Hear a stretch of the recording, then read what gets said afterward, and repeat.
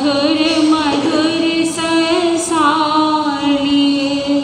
क्षमा शांति और उपशम के अनुपम सौंदर्य उपहार लिए। ये क्षमा शांति और उपशम के अनुपम सौंदर्य उपहार लिए।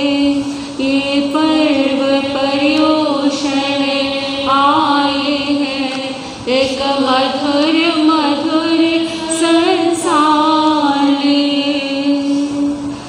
पूरे वर्ष भर के पीछे बर्बादी राज ये आते हैं। खाने में सब जीवा का हमें सबको पाठ पढ़ाते हैं। आए जीवन की वीणा में एक मधुर मधुर झनकार लिए। आए जीवन की वीणा में एक मधुर मधुर झनकार लिए। ये पर्व पर्युषण आए हैं एक मधुर मधुर संसार लिए। क्या खोया रे क्या पाया है, ये सबको चिंतन करना है। क्या खोया रे क्या पाया है, ये सबको चिंतन करना है। तज वैर भाव के कांटों को फूलों से दामन भरना है। आए जीवन विकसाने को सुंदर सद्गुण भंडार लिए। आए जीवन विकसाने को सुंदर सद्गुण भंडार लिए। ये क्षमा शांति और उपशम के अनुपम सौंदर्य उपहार लिए। अब घृणा द्वेष और नफरत का दावानल शीघ्र बुझाना है। और वैर विरोध भुला करके सबको ही गले लगाना है। ये पर्व हमारे जीवन में आए हैं प्रेम और प्यार लिए। ये पर्व हमारे जीवन में आए हैं प्रेम और प्यार लिए। ये पर्व पर्युषण आए हैं एक मधुर मधुर संसार लिए। ये क्षमा शांति और उपशम के अनुपम सौंदर्य उपहार लिए। ये क्षमा शांति और उपशम के अनुपम सौंदर्य उपहार लिए। ये पर्व पर्युषण आए हैं एक मधुर मधुर संसार लिए। ये पर्व पर्युषण आए हैं एक मधुर मधुर संसार लिए।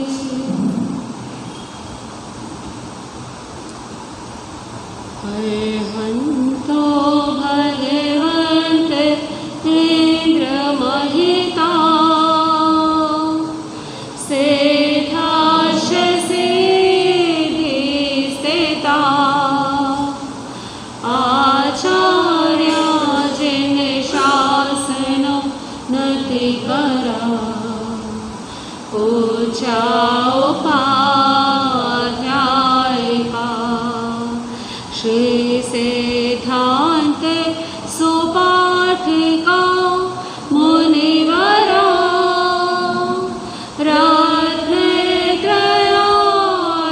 राधिका पंचैते परमेष्ठिनं प्रतिदिनं कुर्वन्तु नो मङ्गलम् कुर्वन्तु नो मङ्गलम्।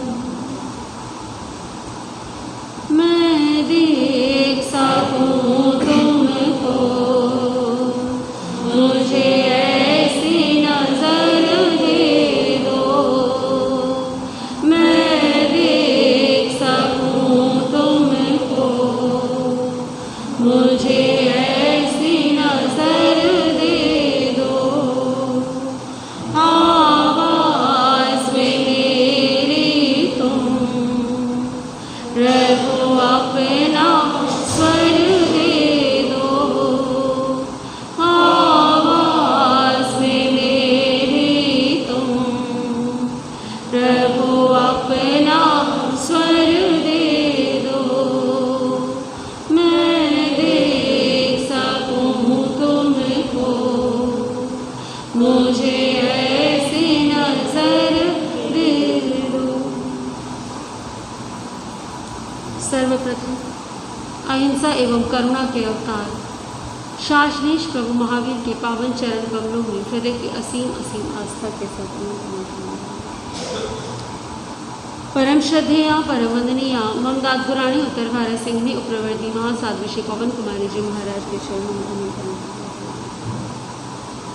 परम श्रद्धेय गुरुवर्या उप्रवर्ती महासाध्वी श्री जितेंद्र कुमारी जी महाराज को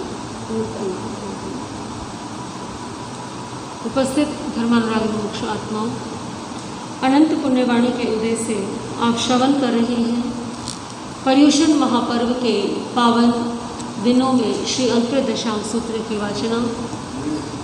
श्री अंकर दशांग सूत्र के 3 वर्ग आप श्रवण कर चुके हैं। उससे आगे की वाचना आज आपके समक्ष आएगी। आगम की वाचना प्रारंभ हो उससे पूर्व 2 पंक्तियाँ श्रद्धा और भक्ति के साथ सभी साथ मिलकर के गुनगुनाएंगे। बोले भगवान महावीर स्वामी की। श्रद्धा से शास्त्र श्रवण करके जो जीवन में अपनाते हैं, श्रद्धा से शास्त्र श्रवण करके जो जीवन में अपनाते हैं, वह सागर से ऐसे साधक आनंद सहित तर जाते हैं। वह सागर से ऐसे साधक आनंद सहित तर जाते हैं।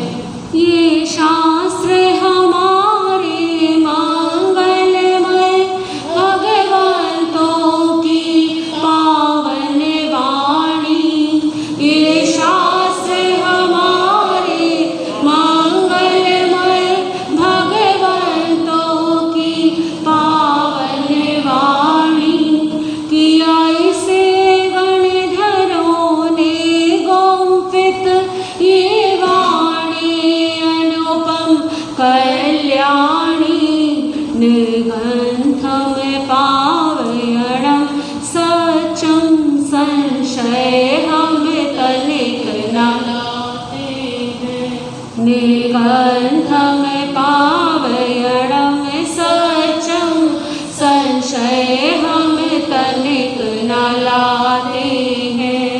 श्रद्धा से शास्त्र श्रवण करके जो जीवन में अपनाते हैं, भव सागर से ऐसे साधक आनंद सहित तर जाते हैं। भव सागर से ऐसे साधक आनंद सहित तर जाते हैं। बोलिए भगवान महावीर स्वामी की, आर्य श्री सुधर्मा स्वामी की, आर्य श्री जम्बू स्वामी की। 3 वर्ग की वाचना आप श्रवण कर चुके हैं। आज चौथे वर्ग की और 5वें वर्ग की वाचना आपके समक्ष आएगी। चतुर्थो वर्ग जैनम हंते सम्मेलनम जाव संपत्तेनम अठमस्य अंगस्य अंतर्गतसानम कच्छस्य वग्गस्य ऐमठ्ये पणत्ते चौथस्य रंभन्ते वग्गस्य अंतर्गतसानम सम्मेलनम जाव संपत्तेनम के अठ्ये पणत्ते एवं खलु जम्बू सम्मेलनम जाव संपत्तेनम चौथस्य वग्गस्य अंतर्गतसानम 10 अजैना पणत्ता तम जहाँ जाली मयाली ओवयाली पुरुष सेनेय वारी सेनेय पजुर्ण संभ अनिरुद्धे सच नेमी ये दड़ नेमी जैनम हंते सम्मेलनम जाव संपत्तेनम चौथस्य वग्गस्य 10 अजैना पणत्ता पणमस्य रंभन्ते अजैनस्य सम्मेलनम जाव संपत्तेनम के अठ्ये पणत्ते एवं खलु जम्बू तेनम कालेनम तेनम समयनम 12वें नामम नैरी होता जहाँ पढ़ने गण्हे वासुदेवे आहे वचन जाओ विहरे तथणम पार्वतीये नैरिये वसुदेवी राया धारिणी देवी वंडाओ जहाँ गोयमो नवरंग जाली कुमारे पन्नासौ दाओ 12 संगी 16 स्वासा परियाओ शेषम जहाँ गोयमस्य जाव से तुंजे सिद्धे एवं मयाली उबयाली पुरिस सेनेय एवं पज्जुन्नी वीत नवरम कन्हे पिया रूपिणी माया एवं संवेवी नवरम जम्बवई माया एवं अनिरुद्धेवी नवरम पजुन्ने पिया वेदव्य माया एवं सच नेमी नवरम समुद्र विजय पिया शिवा माता एवं दढ़ नेमी भी इसवे एकगमा चौथस्य वग्गस्य निखेवो इति चतुर्थो वर्ग। बोलिए भगवान महावीर स्वामी की। चौथे वर्ग की मूल वाचना आपने श्रवण की, अब अर्थ आप श्रवण कीजिए।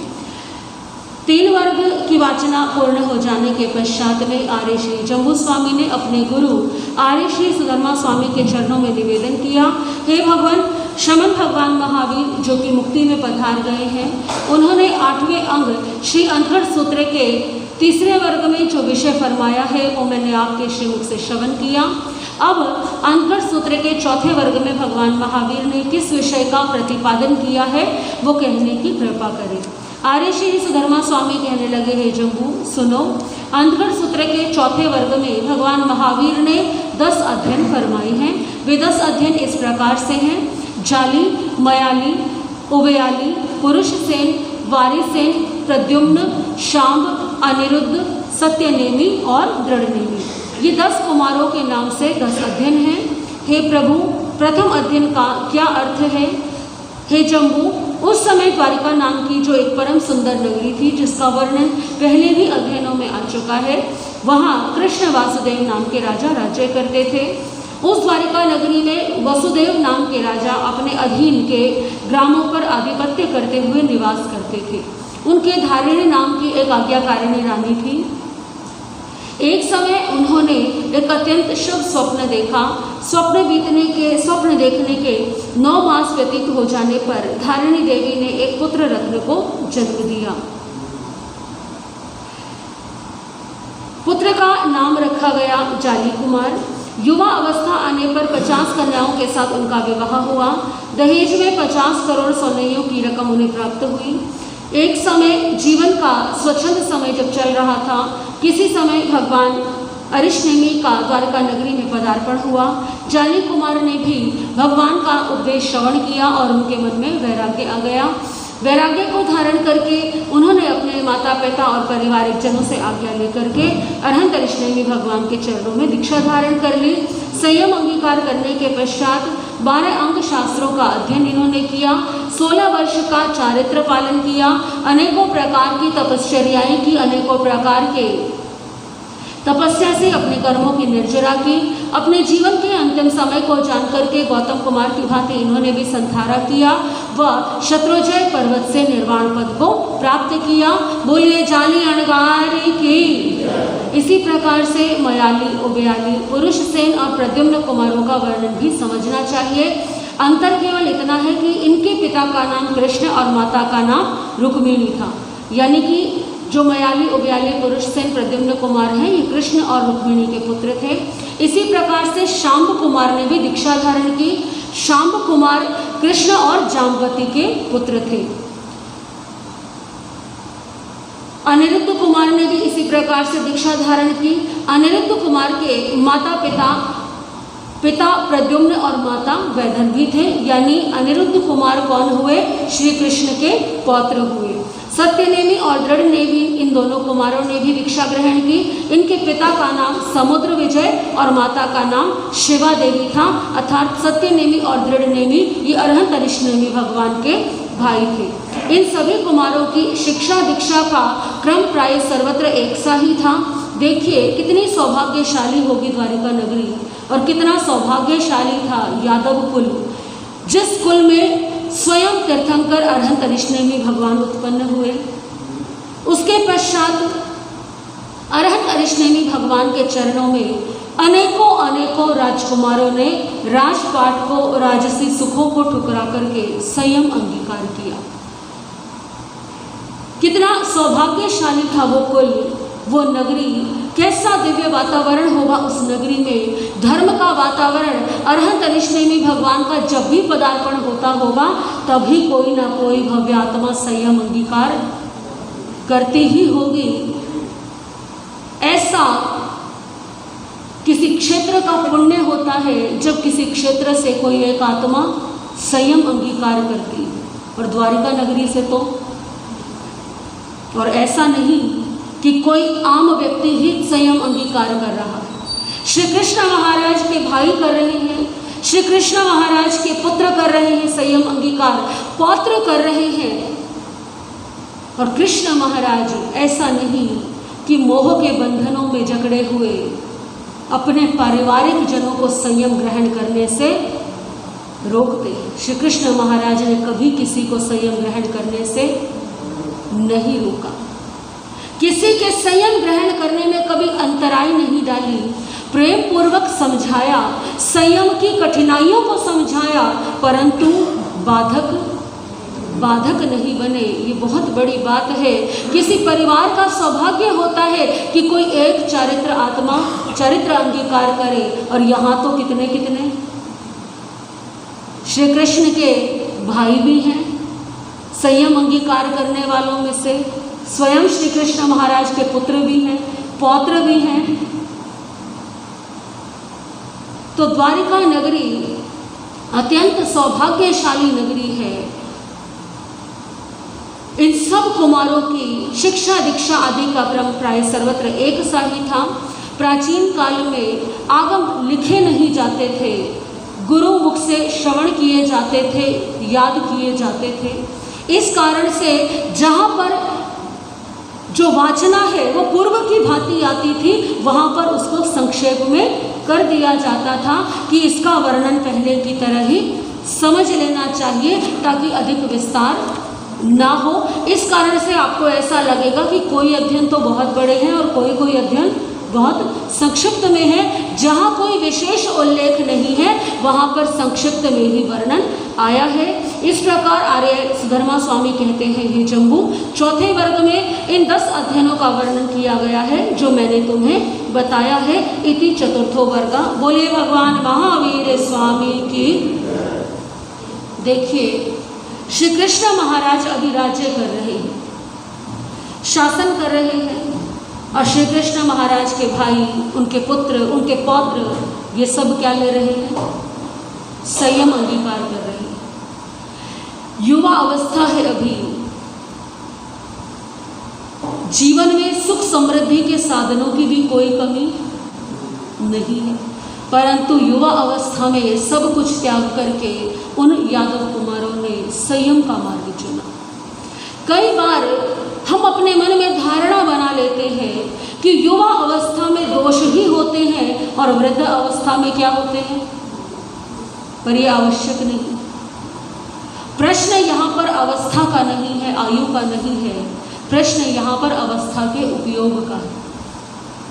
कभी कभी युवा अवस्था में भी ऐसे गुण होते हैं और वृद्ध अवस्था में भी ऐसे दोष होते हैं जिन्हें दूर व्यक्ति नहीं कर पाता।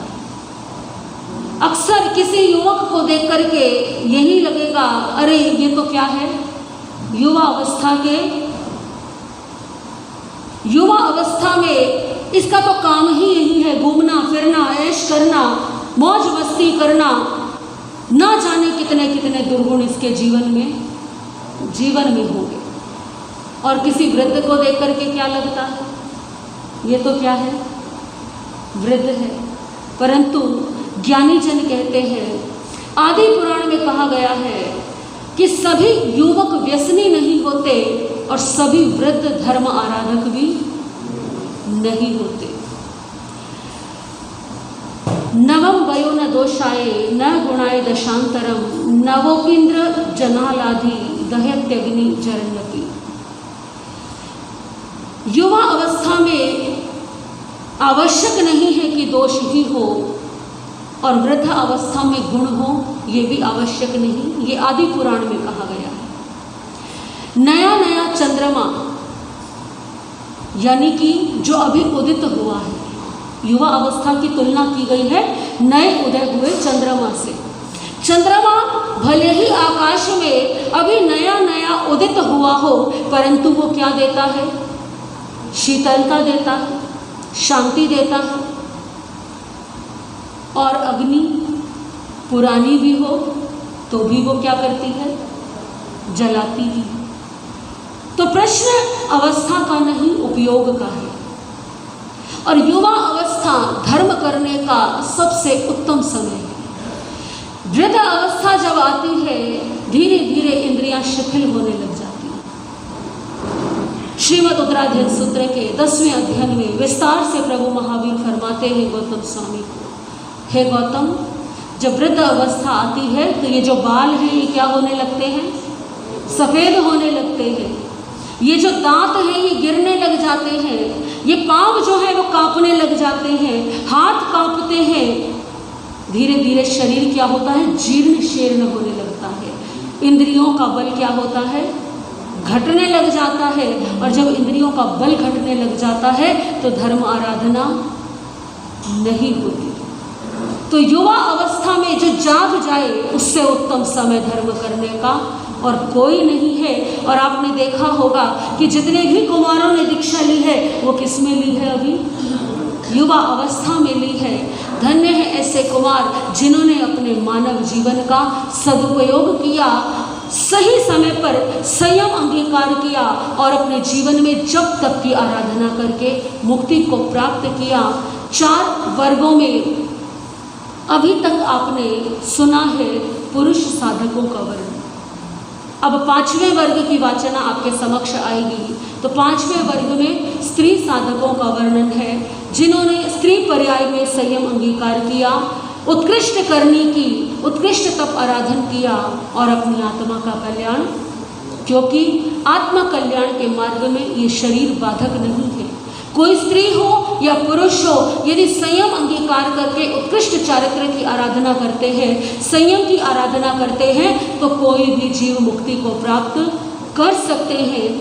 5मो वर्ग जैनम भन्ते समयम जाव संपत्तेनम चौथस्य वर्गस्य ऐमठे पणते पंचमस्य नम भन्ते वर्गस्य अंतर्गतसानम समयम जाव संपत्तेनम के अठे पणते एवं खलु जम्बू समयम जाव संपत्तेनम पंचमस्य वर्गस्य 10 जैना पणता तम जहाँ पौमावय्य गौरी गंधारी लक्षणा सुसीमाय जंब वै सच्चभामा रूपिणी मूलसिरी मूलदत्तावी जैनम भन्ते सवर्णिनं जाव संपत्तेनं पंचमस्य वर्गस्य 10 जैना पणता पणमस्य नम भन्ते अजैनस्य सवर्णिनं जाव संपत्तेनं के अर्थे पणते एवं खलु जम्बू तेनम कालेनम तेनम समयनम बारवई नामम नैवी होता जहाँ पड़ में जाव कर्णे वासुदेवे आहे वच्चम जाव विहरई तैनम कर्णसु वासुदेवस्य पौमावई नामम देवी होता वर्णो तेनम कालेनम तेनम समयनम अर्हा अरेठनेमि समोसड़े जाव बिहरई कन्ह निगये जाव पजुवासई तैनम सा पौमावई देवी इमिसे कहाय लदथा समानी हट तुठे जहाँ देवई जाव पजुवासई तैनम अर्हा अरेठनेमि कन्नस वासुदेवस्य पौमावती देवी जाव धम कहा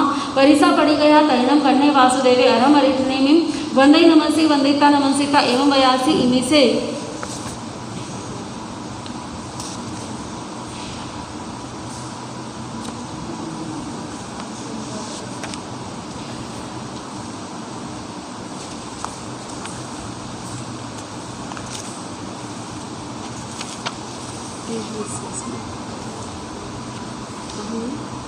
इमी से 12 वही नैरी द्वालस जोयण आया हुए नव जोयण विच्छिन्नाय जाओ पचखम देवलोक भूयाय स्वर्ग दिग्गी वायण मूलय विनाशे भविष्य तैनम कर्णस्य वासुदेवस्य अर्ह वरिठनेमिस अन्ते एयमठम सोचा एमयारुवे अजत्ये समुपन्ने धनानंते जाली मयाली ओवयाली पुरुषसेन वारिसेन पज्जुन संब अनिरुद्ध दडनेमि सच्चनेमि अपभियो कुमारा जेनम चिचा हिरणम जाव परिभायिता अर्ह वरिठनेमिस अन्त्य मुंडा जाव पवैया आहनम आधने अकय पुण्य रज्जे य जाव अन्ते उरे य मानुस्वेसु य काम भुवेसु मुच्छिये नो संचायिमि अर्ह वरिठनेमिस अन्त्य जाव पवैतये कण्हाई अर्ह हरिठनेमि कर्णम वासुदेवम एवं वयासी सेनूनम कण्हा अब तब अयम अजत्ये समुपन्ने धन्नानंते जाली जाओ पवैतये सेनूनम कण्हा अयमठे हंता अथि तम नो खलु कण्हा तम भूयम वा भवम वा भविष्य वा जन्म वासुदेवा चैता हिरणम जाव पवै सन्ति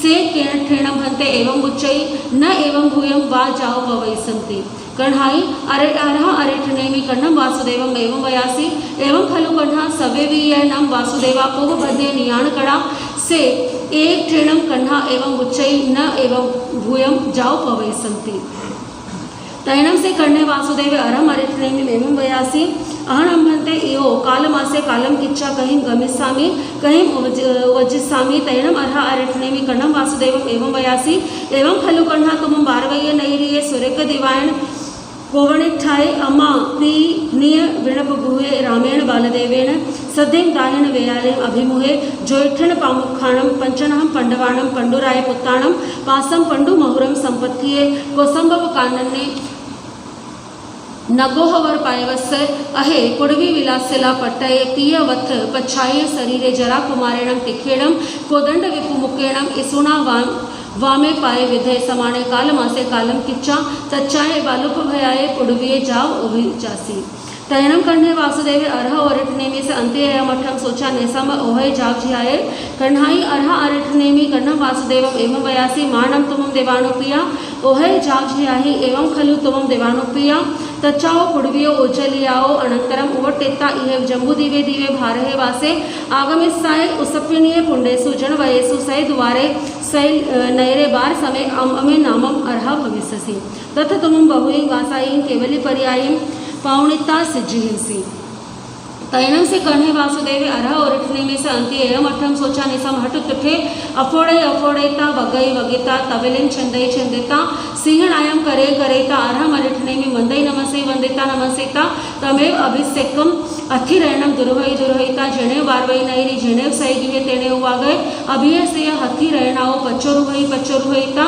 जेने वाहिरिया उवठाण साला जेने सै सिंहाने तेने उवागच्छै वागच्छैता सिंहासन वरंसी पुरथा विमुहे निसीयई निसीयिता कोडव्य पुरी से सद्दावे सद्दावेता एवं वयासी गच्छनहम नम तुभे देवानुप्रिय वारवय्य नैरिये सिंहाड़क जाव उभो सेमाणा एवं वह एवं खलु देवानुप्रिया वारवय्य नैरिये द्वालस जोयणाय आयामय जाव पचखम देवलोक भूयाय सुरग्य दी वायण भूले विनाशे भविष्य तम जोणम देवानुप्रिया इच्छै वारवय्य नैरिये राया वा जुवराया वा इसरे तलवरे मांडव्य कुडुंबिये इभे सेठी वा देवी वा कुमारो वा कुमारी वा अर्ह अरिठनेमिस अन्त्य मुंडे जाओ पवैतये तैनम कर्णे वासुदेवे विसज्जै पच्छा उरस्य वीयसे आहा पवित्रम वित्तिम अणुजाणे मह्या इडी सकार समुदयन यसे निखमयणम करे दोचंपि तच्चंपि घोषणयम घोषेह घोषिता ममम एयम अणत्यम पच्चपिणः तैनम विते कोडुंबिय परिसा जाओ पच्चपिणन्ति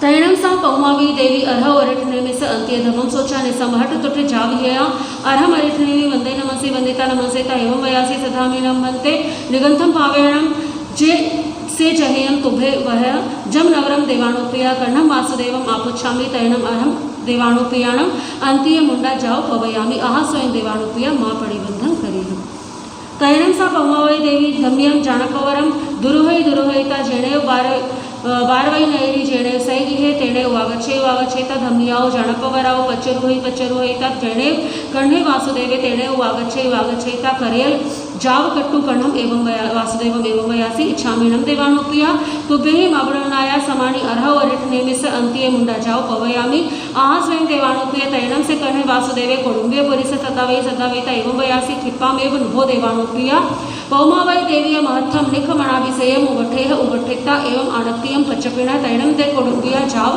पच्चपिणंती तैणम से कर्णे वासुदेवे पौमा वै देवीं पट्टयम दुर्वै दुर्वहिता अठसैणम सौवर्ण कलसेणम जाव निखमणाभिषेयणम अभिषिंचय अभिषिंचिता सवालंकारम विभूषयम करे करेता पुरिस सहस्र वाहिनीम सेवियम दुर्हा वै दुर्हाविता बारवै नैरीय मझ मझेणम निगच्छे निगच्छेता जेणेव रविय पवये जेणेव सहसवणे उच्चाणे तेणेव वागच्छेता सियम ठवई पौमा वै देवी सियाओ पच्चरुहई तैणम से कर्णे वासुदेवे पौमा वै देवीं पुरव कट्टु जेणेव अर्हा अरिठनेमि तेणेव वागच्छेता आरम अरिठनेमिं तिखुतो अयाहिनं परयाहिनं करे करेता वंदे नमसे वंदिता नमसेता एसनं भन्ते मम अगवहिसि पौमा वै नामं देवी इठम कंता प्रिया मणुना मणामा अभिरामा जीवीय उसासा हियाय नंद जणिया उंबर पुफ बिंब दुल्हा सवयणाय किमंग पुण पासेण्याय तन्नम अनम देवानुप्रियाणम शिष्येने भिखम दलयामी पड़िच्छंतो नम देवानुप्रिया शिष्येने भिखम आहास्यम तैणम सा पौमा वै देवी उत्तर पुरथिमम दिशे भावगम अवकमयी अवकमयिता स्वयमेव आभरण अलंकारम ओमुयै ओमुयुक्ता स्वयमेव पंचमुठ्ठियम लोयम करे करेता जेणेव अर्हा अरिठनेमि तेणेव वागच्छेता अर्हम अरिठनेमि वंदे नमसे वंदिता नमसेता एवं वयासी आलेणे तंभते जाव धम्म माइथियम तैणम अर्हा अरिठनेमि पौमा वै देवीं स्वयमेव पववावै स्वयमेव मुंडावै स्वयमेव जखिणीय अज्जाय शिष्यनेम दलयै तैणम सा जखिणी अज्जा पौमा वै देवीं स्वयं पवावै जाव संजमीयवम तैणम सा पौमा वै जाव संजमय तैणम सा पौमा वै देवी अजया जाया इरिया समिया जाव उत्तबम्बियारिणी तैणम सा पौमा वै अज्जा जखिणीय अज्जाय अंत्य समाय माहियाइन एकारस अंगाई अहिजय अहिजेता बहुहिन चौथ छठ अठम दसम द्वासे हिम मासद मास खमणे हिम विविहिम तवो कम्मे हिम अपाणम भावे माण विहरे तैणम सा पौमा वै अज्जा बहु बड़ी पुण्याय निसंग वासाई सामान्य परियाग पावनेता मासे सलेहणाय अपाणम जोसे जोसेता सडिंग मन बताई अणसणाई छेदे छेदिता जस ठाई कीरे नग भावे जाव तमठम आरहे चमरे हिम उसासिन निस्सासेहिं सिद्धा उखेवो य अध्ययनस तेनम कालेन तेनम समयेन बारवै नैर्ये रेव्ये पवये उज्जाणे नंदनवणे तथनम बारवै नैर्ये कर्णे वासुदेवीराया होता तसनम कर्णस्य वासुदेवस्य गोरी देवी वर्णव अर्हा अरिठनेमि समोसड़े कर्णे निगये गोरी जहाँ पौमा वै तहाँ निगया धम कहाँ परिसा पड़ी गया कर्णे भी पड़े गए तैणम सा गोरी जहाँ पौमा वै तहाँ निखंता जाव सिद्धा एवं गांधारी लखना सुसीमा जम्बवई सचभामा रूपिणी अठवी पौमा वै सरिसयाओ अठ अध्ययना उखेवो ये नवमस तेनम कालीनम तेनम समयेनम बारवये नैर्ये रेव्ये पवये नंदनवणे उच्चाणे कण्हेराया तथनम बारवये नैर्ये कर्णस वासुदेवस्य पुत्रै जम्बवये देवीये अत्तये संबे नामं कुमारे होता तसनम संबस्स कुमारस्य मूलसिरी नामं भार्या होता वर्णव अर्हा अरिठनेमि समोसड़े कण्हे निगये मूलसिरीवि निगया जहाँ पौमा वै नवरम देवानुप्रिया कर्ण वासुदेवम आपुच्छामि जाव सिद्धा एवं मूल दत्तावि इति पंचमो वर्ग। बोले भगवान महावीर स्वामी की।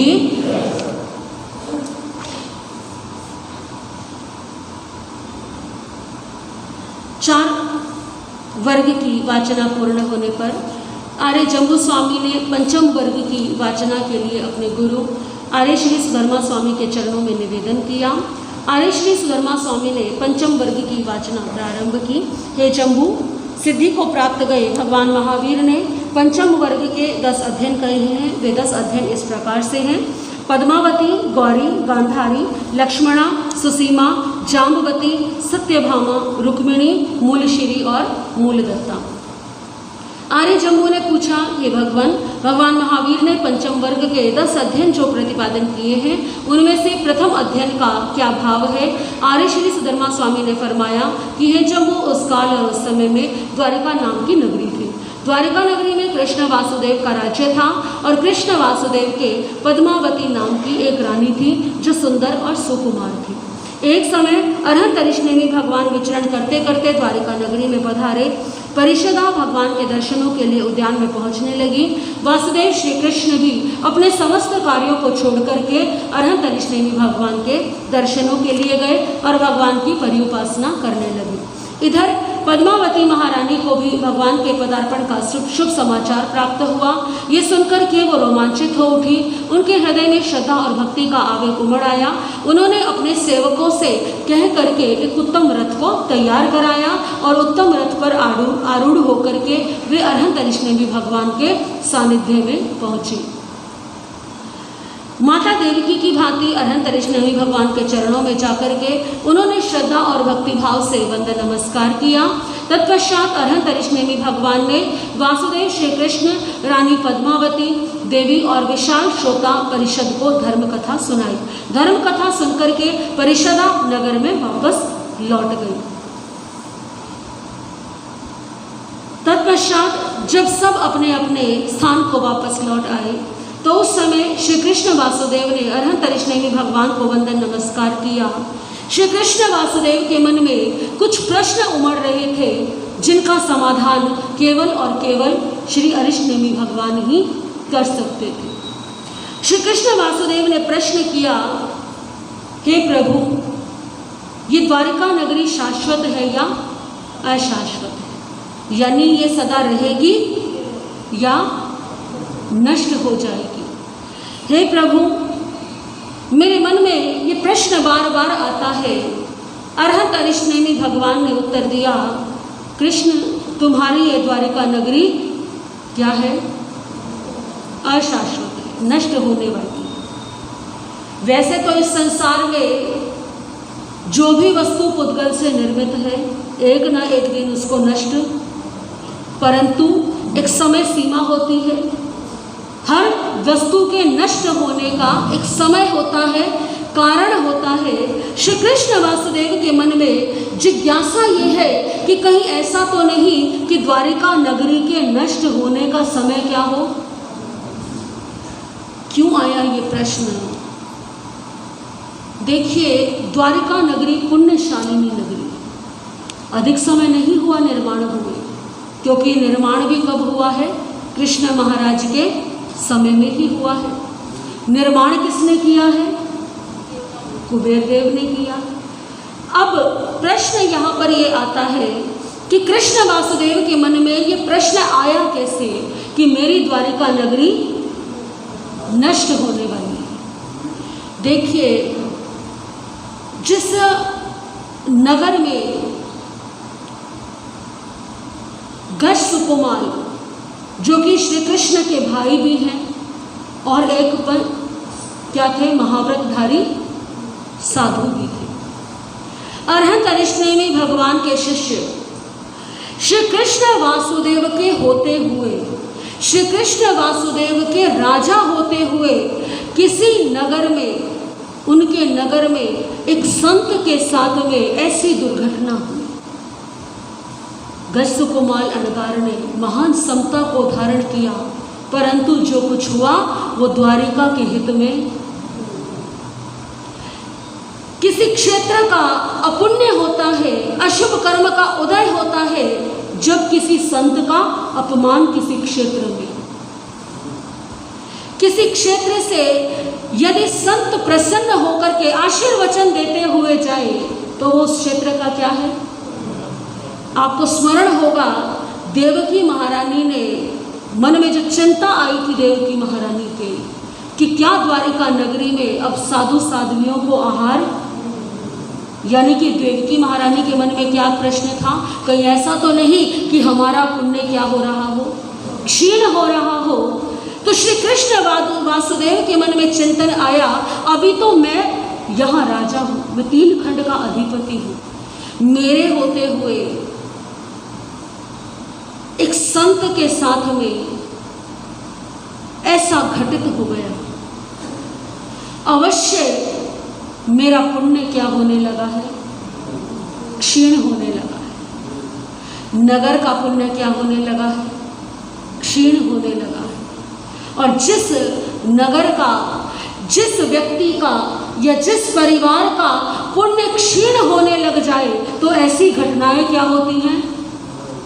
घटित होती है। किसी परिवार का पुण्य क्षीण होगा तो धीरे धीरे धर्म की भावना क्या हो जाएगी? घट जाएगी। किसी व्यक्ति का पुण्य क्षीण होगा तो उसकी धर्म की भावना, दान की भावना, सत्कर्मों की भावना धीरे धीरे कम होने लग जाती है। तो कृष्ण वासुदेव को मन में शंका है, प्रश्न है बहुत बड़ा कि कहीं ऐसा तो नहीं कि मेरा पुण्य क्षीण हो रहा है। और पुण्य क्षीण होगा तो जितने भी ये साधन है चारों तरफ, ये क्या होंगे? एक व्यक्ति के पुण्य से पूरा परिवार खाता है। ये बात याद रखिए। तो कृष्ण वासुदेव ने प्रश्न किया कि प्रभु, मेरी द्वारिका नगरी क्या होगा इसका? क्या ये रहेगी? रहने का अर्थ ये नहीं है कि द्वारिका नगरी सदा के लिए रहेगी, लेकिन कृष्ण वासुदेव पूछना चाहते हैं क्या मेरे सामने बनी रहेगी? तो अरहंतरिष्णेमी भगवान ने, क्योंकि वो केवल ज्ञानी है, उत्तर दे दिया कि एक दिन ये द्वारिका नगरी क्या हो जाएगी? नष्ट हो जाएगी। जितना पूछा गया उतना ही बताते हैं तीर्थंकर। कृष्ण वासुदेव ने फिर पूछा, प्रभु, ये द्वारिका नगरी तो देवताओं द्वारा निर्मित है, इतनी सुंदर, इतनी विशाल, जिस नगर में इतने समृद्ध, इतने शक्तिशाली वीर योद्धा रहते हैं, प्रभु ऐसी द्वारिका नगरी का विनाश कैसे हो? क्योंकि बात तो सोचने वाली है कि जिसका निर्माण देवताओं ने किया है, जहाँ 3 खंड के अधिपति, उस समय के सर्वाधिक बलशाली पुरुष वहाँ पर रहते हैं। कौन रहते हैं? कृष्ण और बलराम रहते हैं, और इतने वीर योद्धा भी हैं। तो ऐसी द्वारिका नगरी का विनाश प्रभु कैसे होगा? क्या कारण बनेगा? अरहंतरिष्णेमी भगवान ने बताया कि देवलोक समान तुम्हारी इस सुंदर द्वारिका नगरी के विनाश के 3 कारण होंगे। सुरा यानी कि मदिरा, शराब, द्वैपायन ऋषि और अग्नि। और माध्यम कौन बनेंगे? यादव कुमार। यादव कुमारों के कारण, मदिरा के कारण द्वैपायन ऋषि माध्यम बन जाएंगे तुम्हारी इस द्वारिका नगरी के नष्ट होने। कृष्ण वासुदेव को कुछ समझ नहीं आया, और ये चर्चा तो कृष्ण वासुदेव और अरहंतरिष्णेमी भगवान के बीच हो रही है। ये एक तरह से चेतावनी है श्री कृष्ण के लिए कि किसी व्यक्ति को यदि पहले से ज्ञान हो तो व्यक्ति उपाय करता है कि ऐसा कार्य ना होने पाए। अरहंतरिष्णेमी भगवान फरमाने लगे हैं, कृष्ण मदिरा पान में उद्यत होकर के और अभिमान में चूर होकर के यादव कुमार द्वैपायन ऋषि का अपमान करेंगे, और द्वैपायन ऋषि ऐसा निदान कर लेंगे कि मैं, यदि मेरी तपस्या का कोई फल हो तो मैं द्वारिका के विनाश का कारण बनूं। और इस तरह से द्वैपायन ऋषि तुम्हारी द्वारिका नगरी को क्या कर देंगे? नष्ट कर देंगे। ये सुनकर के श्री कृष्ण का जो चेहरा है वो मुरझा गया। स्वयं अपने हाथों से नगरी बसाई है और स्वयं ही अपने सामने क्या देख लेंगे? नष्ट होता हुआ। श्री कृष्ण के स्थान पर कोई और हो तो उसका भी हाल जो है ऐसा ही हो या इससे भी ज्यादा खराब ही हो। श्री कृष्ण वासुदेव चिंता में लीन हो गए, प्रभु, क्योंकि जानते हैं कृष्ण जो होना है वो, तीर्थंकर की वाणी कभी भी मिथ्या नहीं हो सकती। मन में प्रश्न आया, फिर मन में एक भाव आने लगा कृष्ण वासुदेव के, ये द्वारिका नगरी तो एक दिन जल करके नष्ट हो जाएगी। धन्य है जाली कुमार, मयाली कुमार, जिन्होंने समय पर अरहंतरिष्णेमी भगवान के चरणों में दीक्षा धारण कर ली, अपनी आत्मा का कल्याण किया, परंतु मैं कितना अभागा हूँ। मैं सब कुछ जानते हुए भी मैं संयम अंगीकार नहीं कर सकता। मैं अकृत पुण्य हूँ। देखिए कितना वैभवशाली त्रिखंड अधिपति कृष्ण वासुदेव, वो भी क्या चिंतन कर रहे हैं कि मैं कितना अकृत पुण्य हूँ, यानी मैंने पिछले जन्मों में पुण्य नहीं किए। सब कुछ मिला है परंतु मैं इस सब को छोड़ करके मैं संयम अंगीकार नहीं कर सकता। किस किस ने कर लिया? मेरे भाइयों ने कर लिया, मेरे पुत्रों ने संयम अंगीकार कर लिया, मेरे पौत्रों ने, उन्होंने संयम अंगीकार कर लिया। और एक मुझे देखो कि मैं कुछ भी छोड़ नहीं पा रहा हूँ। श्री कृष्ण ये चिंतन करने लगे। अरहंतरिष्णेमि भगवान के सामने बैठे हुए ही अरहंतरिष्णेमि भगवान ने श्री कृष्ण वासुदेव से कहा, वासुदेव तुम्हें इस प्रकार का विचार उत्पन्न हुआ है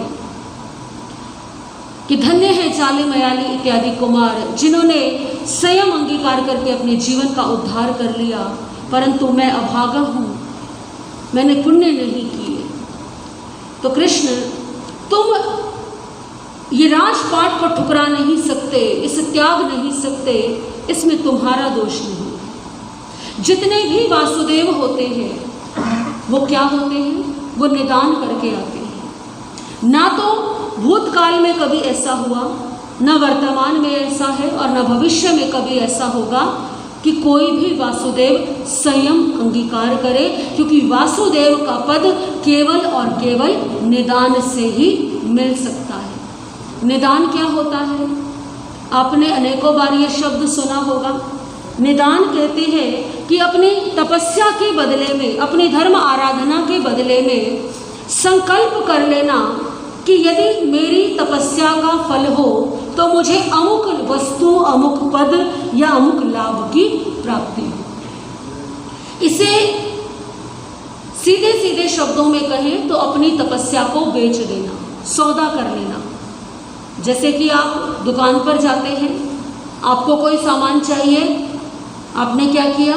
अपने पैसे दिए और सामान, तो जो पैसे आपके पास थे वो पैसे चले गए, अब वो आपके नहीं रहे।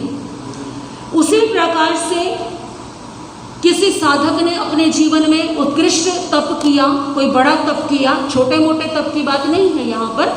छोटे यदि तप हम करते हैं तो जिस प्रकार से मान लीजिए किसी व्यक्ति ने कोई जप किया और उस व्यक्ति ने ये संकल्प किया कि ये जप का जो मैं जप कर रहा हूँ इसका परिणाम क्या हो कि मेरा व्यापार अच्छा चले। ये छोटा रूप है, परंतु इसे निदान नहीं कहेंगे।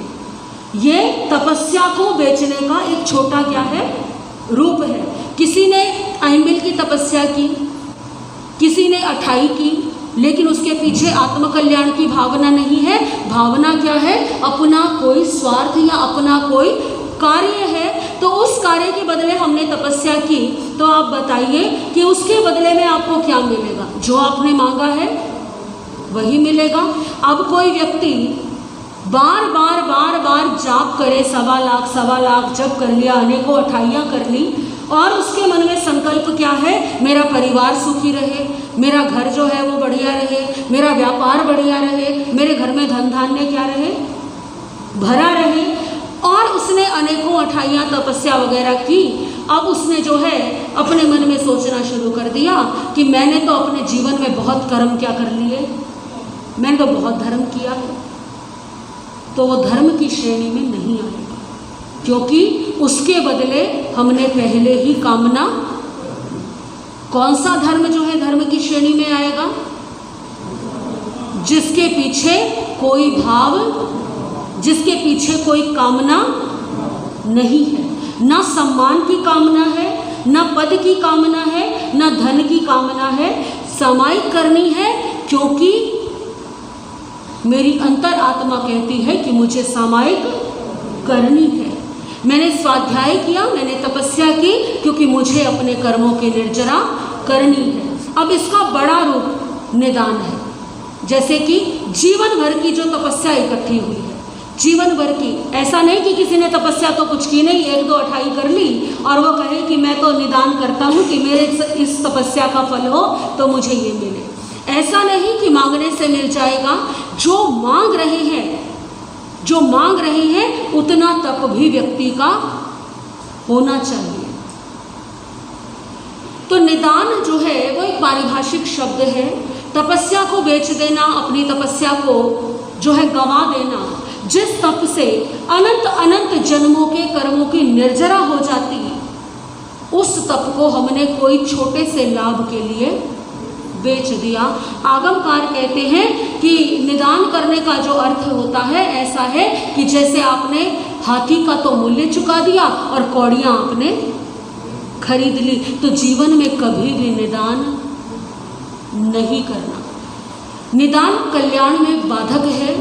कई बार लोग सोचते हैं कि अगर हम निदान कर लें, जैसे कि किसी व्यक्ति के मन में भाव है कि मैं चाह के भी श्रावक के 12 व्रत अंगीकार नहीं कर पा रहा और मैं क्या कर लूँ, कम से कम मैं श्रावक तो बन जाऊँ। तो वो व्यक्ति निदान कर ले कि मेरी तपस्या का, मेरे जीवन की साधना का कोई फल हो तो मैं अगले जन्म में क्या बनूँ, श्रावक बनूँ। सुनने में तो क्या लगता है ये कि इसमें क्या बुराई है, ये तो बढ़िया ही है। श्रावक बन करके तो क्या होगा, 12 व्रत स्वीकार करेंगे, आत्मकल्याण करेंगे, परंतु नहीं। दशा शुद्ध स्कंद में निदान 9 प्रकार के बताए हैं, जिनमें कुछ निदान संसार से संबंधित हैं और कुछ निदान धर्म से संबंधित हैं। परंतु ध्यान देने वाली बात है कि धर्म से संबंधित निदान भी नहीं करना। आप श्रवण करिए, कोई साधु या कोई साधक किसी समृद्धिशाली, बहुत पैसे वाले चक्रवर्ती या किसी बहुत पैसे वाले व्यक्ति को देकर के निदान करे कि मेरी तपस्या का फल हो तो मैं भी क्या बनूं अगले जन्म में, ऐसे चक्रवर्ती या ऐसे धन वैभव वाला बनूं। कई बार मन में आ जाता है ना किसी व्यक्ति को देखकर, अरे इतना पैसा इसके पास में, इतना धन वैभव है, काश हमारे पास भी हो। और ऐसा सोचते सोचते व्यक्ति कब निदान कर ले पता नहीं लगता, क्योंकि प्रभाव ही ऐसा होता है। कोई साध्वी या कोई साधक स्त्री किसी रीतिवंत स्त्री को देकर के निदान कर ले। कोई पुरुष सोचे, कोई साधक पुरुष सोचे कि पुरुष होना तो बड़ा दुखदाई है, क्योंकि पुरुषों को इतने साधन नहीं मिलते, पुरुषों को तो कहीं भी निवास करना पड़ जाता है, तो मैं अगले जन्म में क्या बनूं, स्त्री साधक बनूं। कोई स्त्री साधक ऐसा चिंतन करे, अरे स्त्रीपना तो बड़ा दुखदाई है, स्वतंत्रता ही नहीं है, तो मैं भी क्या बन जाऊं अगले जन्म में, पुरुष बन जाऊं। कोई सोचे, कोई ऐसा चिंतन करे कि ये मनुष्य का जीवन तो बहुत छोटा सा है, इसमें तो कितने समय तो कितने वर्ष तो बचपने में बीत जाते हैं, 25 वर्ष के हुए पढ़ने लिखने में और जो है किसमें बीत जाते हैं, पढ़ाई करने में बीत जाते हैं, फिर कमाने में समय बीत जाता है और फिर धीरे धीरे क्या आ जाती है, अधेड़ अवस्था आ जाती है। और मनुष्य की आयु कितनी है, सीमित है, जिसमें बचपना आ गया और बुढ़ापा आ गया। जीवन के कितने वर्ष इसमें निकल गए और फिर बीच में रोग कब आ जाए, मृत्यु कब आ जाए, जवानी में भी रोग का तो कोई भरोसा। तो कोई व्यक्ति सोचे कि मनुष्य के जीवन में तो कोई विशेष सुख नहीं है, और देवलोक में आयु कितनी होती है, पल्योपम सागरोपम में होती है, ना बचपना है और ना वहाँ पे बुढ़ापा है, ना रोग है ना बीमारी है। तो क्या सोचे कि मैं क्या बन जाऊं, मैं देवलोक में चला जाऊं, ताकि देवलोक में तो पूरी जितने समय की आयु है उतने समय की युवा अवस्था है, तो देवलोक में जाने के लिए, दैविक सुख भोगने के लिए निदान कर ले। कोई ऐसा निदान करे कि देव भाव में मुझे अनेकों देवियां प्राप्त हों। कोई ऐसा निदान करे, ये जो 2 निदान हैं ये धर्म से संबंधित है। अंतिम 2 निदान दशा शुद्ध स्कंद में प्रभु महावीर ने फरमाया है कि कोई व्यक्ति श्रावक बनने का निदान करे कि मैं क्या बन जाऊं अगले जन्म में। और 9वां निदान कि कोई ये चिंतन करे कि इस जन्म में तो मैं संयम ले नहीं पाया, किसी की बहुत प्रबल भावना हो। देखिए, मनोरथ रखने में अलग भाव है, मनोरथ क्या है, आपके मन के भाव है, और निदान करना अलग बात है। कोई निदान कर ले कि मैं अगले जन्म में क्या बनूं, साधु बनूं। हालांकि ऊपर से देखने में तो लगता है कि दोनों निदान में क्या कमी है, परंतु प्रभु महावीर कहते हैं कि प्रथम 4 निदान वाला जो जीव है वो केवल ही प्ररोपित धर्म नहीं सुन सकता। अब आप सोचिएगा कि बहुत लोग ऐसे होते हैं जिनके पास में सब साधन उपलब्ध है, परंतु वो केवल ही भगवान का प्ररोपित ये धर्म श्रवण नहीं कर पाते। कौन कौन?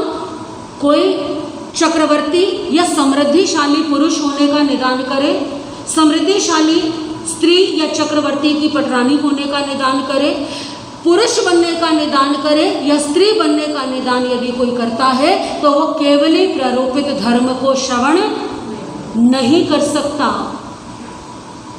नरक के दुख भोगने पड़ते हैं जो ऐसा निदान करता है, क्योंकि पूरा जीवन वो सुखों में ही बिताता है। 5वें निदान वाला जीव जो ये निदान करता है कि देवलोक में उत्पन्न हो जाऊं, दैविक सुखों को भोगूं, तो प्रभु कहते हैं कि ऐसा जीव धर्म तो श्रवण कर पाएगा, धर्म श्रवण करेगा, परंतु दुर्लभ बोधि होगा। यानी धर्म को सुन के भी उसके मन में श्रद्धा नहीं आएगी, वो विश्वास नहीं करेगा, उसको बोधि की प्राप्ति नहीं होगी। 6ठे निदान वाला जीव जो निदान करे कि देवलोक में देवी को वश में करके या वैक्रिय रूप बना करके सुख भोगूं, ऐसा जीव जिन धर्म को श्रवण करके भी अन्य धर्मों पर श्रद्धा रखेगा, यानी उसे धर्म में श्रद्धा नहीं होगी। 7वें निदान वाला जीव 7वें निदान वाला जीव जो है वो दर्शन श्रावक हो सकता है, और 8वें निदान वाला जीव जो श्रावक बनने का निदान करे वो श्रावक के व्रत तो ले सकता है, श्रावक तो बन सकता है, परंतु उस भव में वो चाह करके भी यथाख्यात चारित्र यानी संयम अंगीकार नहीं कर सकता। यानी जितना मांगा है उतना ही। श्रावक बनने का निदान किया है तो श्रावक ही बन पाएगा, कितना भी पुरुषार्थ कर ले, कितना भी जोर लगा ले, वो साधु नहीं बन पाएगा। और जो साधु बनने का निदान कर ले वो साधु तो बन पाएगा, साधु तो बन जाएगा, वेश तो धारण कर लेगा, परंतु संयमी होकर के भी यथाख्यात चारित्र प्राप्त नहीं होगा, यानी सिद्ध बुद्ध और मुक्त। क्योंकि मोक्ष प्राप्त करने के लिए, मुक्त होने के लिए निदान से भी मुक्त होना, और निदान का फल वो फल है कि जब मिलेगा तो आप चाह करके भी उसको छोड़ नहीं सकते। तो कृष्ण वासुदेव को अरहंत ऋषनेमी भगवान कहते हैं कि कृष्ण कभी भी ऐसा नहीं होता कि जो चक्रवर्ती 2 कारणों से बन सकते हैं, पुण्य के कारण भी बन सकते हैं और निदान के कारण भी। यदि निदान के कारण चक्रवर्ती बने हैं तो फिर संयम अंगीकार, और परिणाम क्या है, कहाँ जाएंगे, नरक में जाएंगे। तो वासुदेव तो बनते ही निदान करने के कारण है, तो ये कभी भी नहीं होगा। तो प्रश्न आया कृष्ण वासुदेव के मन में, प्रभु फिर मैं अपना आयुष्य पूर्ण करके कहाँ जाऊँगा? यदि सभी वासुदेव निदान करके आते हैं और निदान का फल ये है, तो मेरा परिणाम, मेरा जीवन का अंत कैसे होगा, मैं कहाँ उत्पन्न होऊंगा? तो श्री कृष्ण वासुदेव को अरहंत ऋषनेमी भगवान ने कहा कि अग्नि कुमार देव के रूप में जन्मे, द्वैपायन ऋषि के कोप के कारण जब द्वारिका नगरी दग्ध हो जाएगी, जलने लगेगी, तब तुम माता पिता और परिजनों से विहीन होकर के अपने बड़े भाई बलराम के साथ द्वारिका से निकल करके दक्षिण समुद्र के तट पर पांडु राजा के पुत्र युधिष्ठिर आदि 5 पांडवों के पास पांडु मथुरा जाने के लिए प्रस्थान करोगे। मार्ग में कौशाम्बी वन में एक विशाल वृक्ष आएगा, तुम्हें प्यास लगी होगी, तुम बलराम को पानी लेने के लिए भेज दोगे और तुम विश्राम करने के लिए उस विशाल वट वृक्ष के नीचे तुम लेट जाओगे और शरीर पर पीताम्बर पीला वस्त्र ओढ़ लोगे। उसी समय कुछ ही दूरी पर रहा हुआ जरा कुमार मृग के भ्रम में तुम पर अपना बाण चलाएगा। वो बाण तुम्हारे बाएं पांव में स्थित पद्म को बींध देगा, जिससे तुम आयुष्य पूर्ण करके बालुका प्रभा नामक तीसरी पृथ्वी में जन्म लोगे। अरहंत ऋषनेमी भगवान के मुख से ऐसा सुनकर के श्री कृष्ण वासुदेव उदास हो गए, चिंता की लहरों से व्याप्त हो गए कि ना तो मेरा वर्तमान शुभ है और ना मेरा भविष्य शुभ है।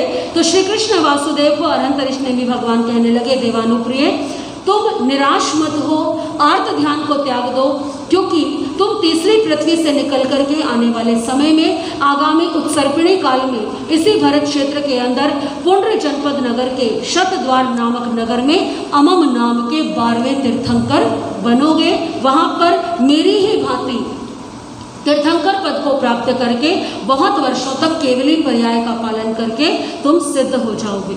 श्री कृष्ण वासुदेव ऐसा सुनकर के दुखों को भूल गए और प्रसन्न चित्त होकर के अपने स्वर्णिम भविष्य को सुनकर के आनंद से भर गए। उनकी भुजाएं फड़कने लगी, वे सिंहनाद करते हुए मल्ल की भांति उछल पड़े, अपने हर्ष को अभिव्यक्त करने लगे। फिर उन्होंने भगवान अरिष्णेमी को वंदन नमस्कार किया और अपने रथ पर आरूढ़ होकर के वापस अपने महलों में आ गए। महलों में आकर के उन्होंने अपने कौटुंबिक पुरुषों सैनिकों को बुलाया और उन्होंने ये आदेश दिया कि तुम जाओ, द्वारिका नगरी के चौराहों तिराहों सभी मार्गों में जाकर के ऐसा घोषणा करो कि ये द्वारिका नगरी जो है वो एक दिन अग्नि कुमार देवों के कारण जल करके नष्ट हो जाएगी। इस कारण से आज से द्वारिका नगरी में सुरा का निषेध है, यानी कि जितनी भी मदिरा है उसको क्या कर दिया जाए, नष्ट कर दिया जाए, फेंक दिया जाए। कोई भी व्यक्ति अब द्वारिका में मदिरापान नहीं करेगा।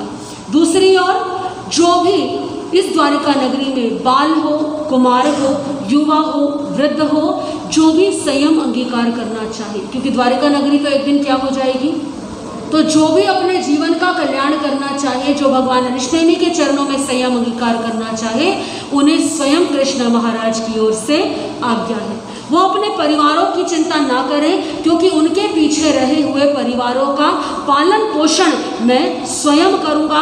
उनके परिवार को किसी तरह की कोई कमी नहीं आएगी। किसी के वृद्ध माता पिता हैं तो भी वो संयम अंगीकार कर ले, उन माता पिता की सेवा का उत्तरदायित्व भी मेरा रहेगा। ऐसे पूरे नगर में घोषणा करा करके श्री कृष्ण वासुदेव जो है धर्म दलाली कमाते हैं। इधर ये घोषणा हो रही थी, श्री कृष्ण वासुदेव ये चर्चा करके अरहंत ऋषि भगवान के चरणों में से वापस लौट आए। दूसरी ओर पद्मावती देवी जो अभी भी अरहंत ऋषि भगवान के चरणों में थी। देखिए उस समय स्त्री कितनी स्वतंत्र थी। ऐसा नहीं कि पद्मावती रानी के लिए निषेध है कि वो अरहंत ऋषि भगवान के दर्शनों के लिए जाए तो केवल कृष्ण वासुदेव के साथ ही जाए। वो स्वतंत्र है कि जब वो चाहे श्री कृष्ण वासुदेव की बिना आज्ञा के भी या श्री कृष्ण वासुदेव की बिना अनुमति के भी वो स्वेच्छा से धर्म करने में और कहीं भी जाने आने में स्वतंत्र है। पद्मावती देवी भगवान अरिष्णेमी के पास में धर्म को सुनकर के अत्यंत प्रसन्नचित्त हुई और उन्होंने अपने भाव व्यक्त किए कि प्रभु मैं आपके चरणों में संयम अंगीकार करना चाहती हूँ। उत्तर में भगवान ने कहा जैसा तुम्हें सुख हो वैसा करो। पद्मावती रानी भगवान को वंदन नमस्कार करके वापस महलों में आई।